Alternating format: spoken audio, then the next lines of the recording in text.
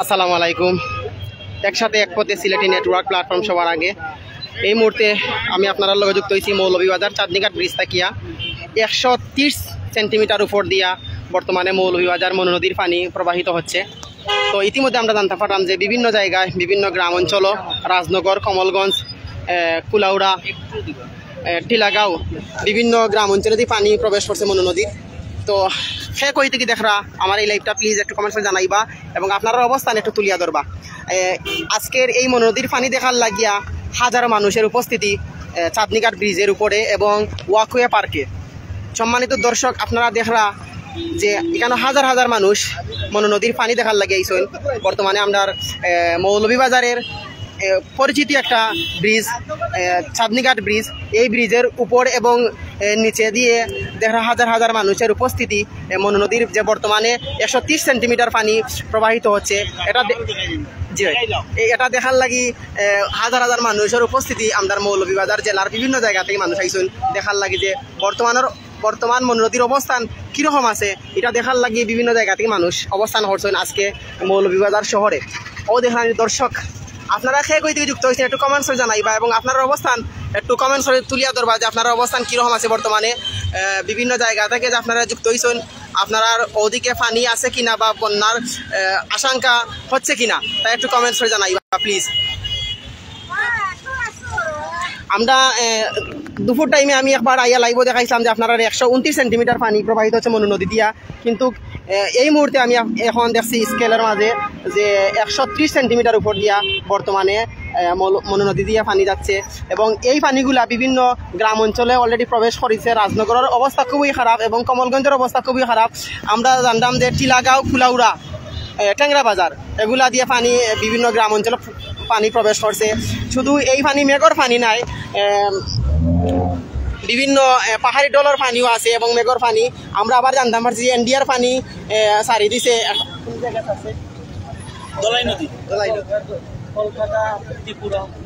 কলকাতা ত্রিপুরা থেকে তাদের যে বাস ছাড়ার পরে অনেক পানি বাংলাদেশে প্রবেশ করেছে। ফেনী জায়গাতে অনেক জায়গায় প্লাবিত হয়েছে নদী ভাঙ্গনের পরে। তো এই মুহূর্তে আমরা মৌলভীবাজার থেকে আপনারা লগে যুক্ত হয়েছি। আপনারা মৌলভীবাজারের অবস্থান আপনারা তুলিয়া ধরলাম। আপনারা জানেন আমরা একটা স্লোগান আছে একসাথে এক পথে সিলেটি নেটওয়ার্ক প্ল্যাটফর্ম সবার আগে। আমরা আপনারা সবার আগে চাইলাম যে মৌলভীবাজারের অবস্থান তুলিয়া ধরার লাগি। দর্শক ও দেখানি ওয়াকওয়ে পার্ক সারাই মানুষের ভিড় এবং চাঁদনীঘাটের ব্রিজের উপরে হাজার হাজার মানুষ আছেন। দেখা বিভিন্ন জায়গা থেকে মানুষ আইছেন পানি দেখার লাগিয়া। ভাই পানির বিষয়ে একটু কইবানি? ভাই সকালে দেখে আসলাম অনেক নিচে পানি, এখন দেখি আর যে রাস্তার পাশে ওই যে নদীর পাশে যে বস্তিগুলো আছে, টিনের ঘরগুলো আছে, যে গরিব মানুষের যে রাস্তার পাশে থাকে যাদের বস্তি বইগুলারে, এই বস্তিগুলা এখন দেখি আর একবারে টিন বুড়াই দিছে। টিনের চাল আছে না, চালের লেভেল আর কি পানি, এইরকম পানি বাড়ছে আর কি। আগে সকালে দেখছিলাম অনেক নিচে পানি, এখন দেখি আর অনেক উপরে পানি উঠে গেছে। যেখান থেকে দেখা আপনারা একটু লাইক করে দেন যেন। ধন্যবাদ বাইরে। আপনারা দেখতে পারা যে ও যে মনু নদীর উত্তর গুজারাই সাবিয়া এলাকার যে কয়েকটা নদীর ফারা যে কয়েকটা বাড়িঘর আছিল এগুলা পুরা অর্ধেক ডুবি গেছে তারার ঘর বাড়ি এবং তারা এখন আশ্রয় স্থান লইছেন রাস্তার পাশে। তো এরকম নদীর পাশে যেগুলা বাড়ি আছে, বলিরবাগ বা সাবিয়া যেগুলা বাড়ি আছে, সব বাড়িগুলাই বর্তমানে পানিবন্দী। শুধু এরাই নাই, আমরা ইতিমধ্যে জানতাম পারছি যে কমলগঞ্জও অনেক বাড়িঘর পানিবন্দী আছেন। তারারে উদ্ধার কাজ চলের এবং বিভিন্ন স্বেচ্ছাসেবীরা গিয়া তারারে উদ্ধার কররা। তো এই মুহূর্তে যে আপনারা দেখাইলাম আমি মৌলভীবাজারের অবস্থান। তো আপনারা একটু কমেন্টস জানাইবা এবং যারা প্রবাসী আছেন আপনারা এই লাইভটা শেয়ার করবা, শেয়ার করে সবাই দেখা সুযোগ করে দিবা এবং অসহায় মানুষের পাশে দাঁড়ানোর চেষ্টা করবা। বর্তমানে যে আমরা 2024 সালও 3বার বন্যায় কবলিত অবস্থায় পার করি আইছি। দেশ নতুন করে স্বাধীন হওয়ার আগে 2বার আমরা বন্যায় কবলিত অবস্থায় আসলাম। সিলেটি চ্যানেল তো আবার দেশ স্বাধীন, নতুনভাবে দেশ স্বাধীন হওয়ার পরে আবারও আমরা বন্যায় কবলিত অবস্থায় বর্তমানে আছি। সিলেটি চ্যানেল তো আবার আমরা 2 মাস পরে আবার আমরা আসসালামু আলাইকুম সিলেটি চ্যানেল ভাই সিলেটি চ্যানেল জি জি জি ফেসবুকে পেজ আছে তুমি মাত্র এই মুহূর্তে আপনারা সামনে কথা হইবা আমার সহকর্মী সামির আহমদ খালেদ। ধন্যবাদ মিনহাজ। দর্শক, ইতিমধ্যে আপনারা অনেকেই জানেন টানা 2 থেকে 3 দিনের ভারী বৃষ্টি এবং ভারতের যেই মেঘালয় রাজ্য, ত্রিপুরা, কলকাতা বিভিন্ন রাজ্য থেকে আসা পানি অর্থাৎ পাহাড়ি জল এবং বাংলাদেশে টানা 2 থেকে 3 দিন বা তার চেয়ে বেশি বৃষ্টিতে আসলে বাংলাদেশের বেশ কয়েকটি জেলা কিন্তু প্লাবিত হয়েছে। ইতিমধ্যে বন্যার প্রকোপ আকার ধারণ করেছে। ইতিমধ্যে আপনারা জানেন যে সিলেট বিভাগের বেশ কয়েকটি উপজেলা অর্থাৎ 4টি জেলার মধ্যে কিন্তু আসলে মৌলভীবাজার জেলার প্রায় 3টি উপজেলা অনেকটা কিন্তু ক্ষতিগ্রস্ত হয়েছে। তার মধ্যে হচ্ছে যে মৌলভীবাজার সদরের আপনারা জানেন বেশ কিছুদিন আগে যেই বন্যার যেই প্লাবিত হয়েছিল এলাকাগুলো, বিশেষ করে মনো নদীর পানির যেই মনোমুখ ইউনিয়নের বেশ কিছু অঞ্চল প্লাবিত হয়েছিল।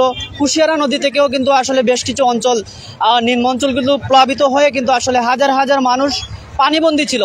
সেই দুঃখ মুছতেই কিন্তু আসলে আরও একটি হতাশাগ্রস্ত মানুষ দুঃখে ভারাক্রান্ত হৃদয় নিয়ে আসলে বলতে হয় যে একটি বিপদ সংকেতের পর আবারও নতুন করে আরও একটি বিপদ সংকেত আসলে জন্ম নিয়েছে। এবং এই মুহূর্তে আসলে মৌলভীবাজার জেলার বেশ কয়েকটি উপজেলা আসলে সবাই কিন্তু আতঙ্ক এবং ক্ষতিগ্রস্তের মুখে কিন্তু আসলে পড়ে গেছে। কেননা প্রত্যেকটি উপজেলায় কিন্তু আসলে ভারতের যেই পাহাড়ি ডোল থেকে নেমে আসা পানিগুলো আসলে আর বাংলাদেশের টানা 2 দিনের বৃষ্টিতে প্রকোপ আকার ধারণ করেছে সেই মৌলভীবাজার জেলার 2টি উপজেলা, বিশেষ করে কমলগঞ্জ, মৌলভীবাজার সদর এবং জুড়ির যেই নদীটি আছে সেই জুড়ি নদীও কিন্তু আসলে অনেকটা প্লাবিত হয়েছে। কেননা এই 3টি উপজেলা অত্যন্ত বলা চলে যে এখানে মনো নদী এবং দলাই নদী এবং জুড়ির আরও একটি নদী, সেই 3টি নদীর পানির যেই তীব্রতা স্রোত এবং উজানের ঢলের যেই পানির যেই স্রোত এবং টানা 2 দিনের বৃষ্টিতে আসলে এইভাবে কিন্তু প্লাবিত হয়েছে, যা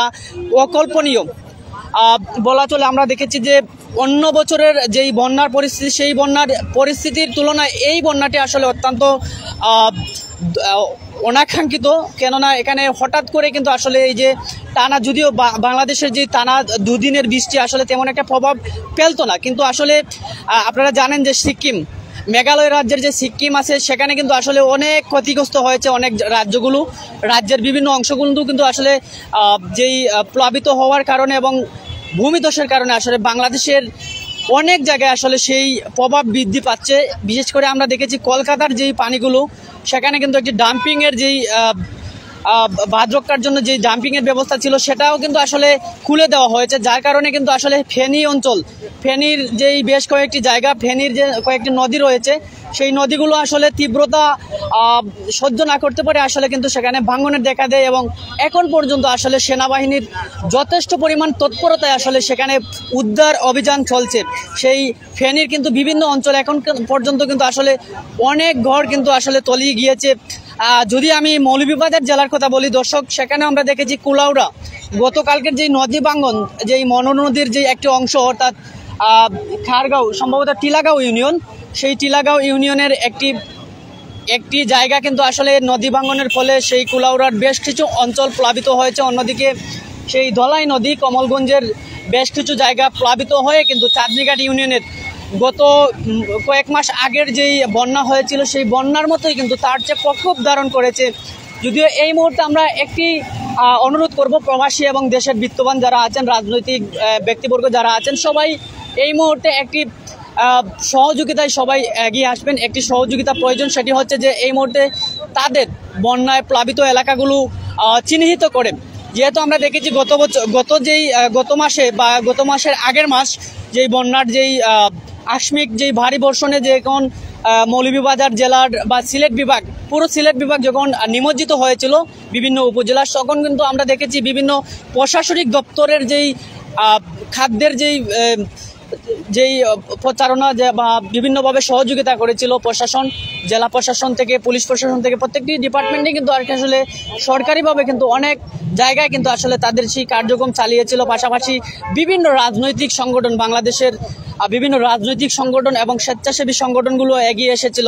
তবে সেই উপযোগী একটি সময় এখনও কিন্তু আসলে যদি আমরা সময় মতো এই বন্যার্তদের মধ্যে বা পাশে দাঁড়াই আমরা সকল রাজনৈতিক, সামাজিক এবং বিভিন্ন শ্রেণী পেশার মানুষরা, বিশেষ করে প্রবাসী ভাইয়েরা যদি এই বন্যার, এই আকস্মিক বন্যা বা অনাকাঙ্ক্ষিত এই বন্যায় ক্ষতিগ্রস্তদের এলাকার মধ্যে চিহ্নিত করে যদি আমরা আর্থিকভাবে এবং শুকনো খাবার যদি আমরা এই মুহূর্তে দিতে পারি, তাহলে সবচেয়ে ভালো একটি পর্যায়ে আমরা মনে করি যে যারা বন্যায় ক্ষতিগ্রস্ত হয়েছেন তাদের সেই বন্যার দুঃসময় আমরা যদি পাশে দাঁড়াই, আমরা আশা করি যে এই পরিস্থিতি থেকে অনেকটা কষ্ট লাঘব হবে এই বন্যার্তদের মধ্যে।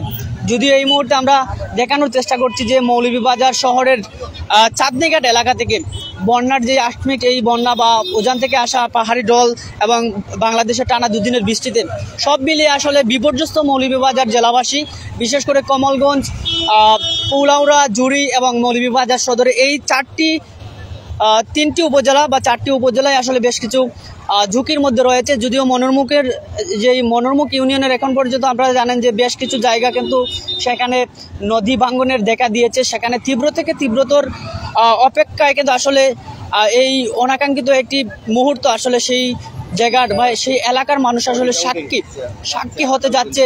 কেননা তারা কিন্তু এই মুহূর্তে দুর্দশায় জীবনযাপন করতে যাচ্ছে, তাদেরকে সাহায্যের জন্য এগিয়ে আসবেন, আমরা সেটাই প্রত্যাশা করি। এই মুহূর্তে আবারও আমন্ত্রণ জানাচ্ছি আমার সহকর্মী মিনহাজকে কিছু তথ্য দেওয়ার জন্য।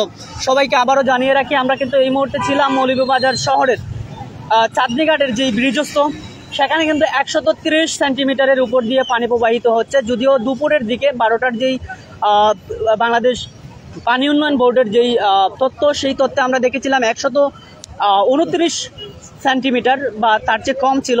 কিন্তু এখন আসলে সেই গতি বা প্রভাব কিন্তু আসলে বৃদ্ধি হওয়ার ফলে এখন পর্যন্ত 130 সেন্টিমিটারের উপর দিয়ে প্রবাহিত হচ্ছে। আমি এই পর্যায়ে আমন্ত্রণ জানাচ্ছি আমার সহকর্মী মিনহাজ কিছু বলার জন্য। আসসালামু আলাইকুম দর্শক, আপনারা এতক্ষণ শুনছেন খালেদ আহমেদ সামিরের মুখ থেকে বিভিন্ন তথ্য আমাদের মৌলভীবাজার জেলার বিভিন্ন উপজেলার যে খবরগুলা তিনি দিয়েছেন। বর্তমানে আমরা যে এলাকার পানিগ্রস্ত মানুষ আছেন তাদেরকে এই মুহূর্তে বা আজকেই আমরা যে যতটুকু পারি সহযোগিতার হাত বাড়িয়ে দেওয়ার জন্য আহ্বান করব। যারা প্রবাসে আছেন ভাই এবং বোন, আমি দেখতে পারাম অসংখ্য ভাই এবং বোনে আমার এই লাইভটা দেখছেন, যারা প্রবাসের রেমিটেন্স যোদ্ধা, যারা এই মুহূর্তে বা রাজনীতিবিদ এবং সমাজকর্মী যারা আছেন বাংলাদেশে বা মৌলভীবাজারে, আপনারা প্রতি আহ্বান করব আপনারা তাদের প্রতি সহানুভূতি হবেন এবং তাদেরকে সহযোগিতার হাত বাড়িয়ে দিবেন। এবং তারা বর্তমানে শুকনো খাবারের প্রয়োজন এবং যে অনেকের বাড়িঘরে পানি, তাদেরকে উদ্ধার করার বর্তমানে আমাদের যারা স্বেচ্ছাসেবী আছে বা বিভিন্ন স্কাউট বা ভলেন্টিয়ার আছেন, তাদেরকে আমি আহ্বান করব আপনারা তাদের উদ্ধার কাজে একটু সহযোগিতা করবেন এবং তাদেরকে শুকনো খাবার দেওয়ার একটু চেষ্টা করবেন। যারা সামাজিক কাজ করেন তাদের প্রতি আহ্বান করবো এবং যারা প্রবাসী আছেন তাদের প্রতি আহ্বান থাকবে আপনারা আপনাদের যতটুকু পারেন সাধ্য অনুযায়ী আপনারা সহযোগিতার হাত বাড়িয়ে দিবেন।